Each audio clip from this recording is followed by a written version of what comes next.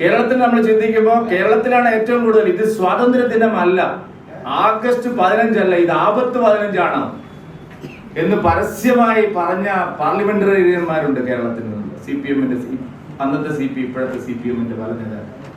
ഇന്ത്യക്ക് സ്വാതന്ത്ര്യം കിട്ടിയെന്ന് ആരാണ് പറഞ്ഞത്? കറുത്ത സായിപ്പിന്റെ കയ്യിലേക്ക് വെളുത്ത സായിപ്പിന്റെ അധികാര കൈമാറ്റം മാത്രമാണ് നടന്നിട്ടുള്ളത്. ഇന്ത്യക്ക് സ്വാതന്ത്ര്യം കിട്ടിയിട്ടില്ല. ഒരു കുഞ്ഞിരാമന്റെ കഥ നമ്മൾ കേട്ടിട്ടുണ്ട്. CPM-ന്റെ ഒരു പ്രമുഖനായിട്ടുള്ള ലോക്കൽ കമ്മിറ്റി നേതാവിന്. അദ്ദേഹം ഇലക്ട്രിക് പോസ്റ്റിൽ തൂക്കിയിരുന്ന ദേശീയ പതാക 15-ാം തീയതി ആഗസ്റ്റ് 15-ന് അത് താഴ്ത്തിയിട്ട് അവിടെ കരിങ്കൊടി കെട്ടിയതിന്റെ പേരിൽ രക്തസാക്ഷിയായി എന്നാണ് പറഞ്ഞത്. സ്വാതന്ത്ര്യത്തിന്റെ പതാക താഴ്ത്തിയിട്ട് അവിടെ കരിങ്കൊടി കെട്ടുക.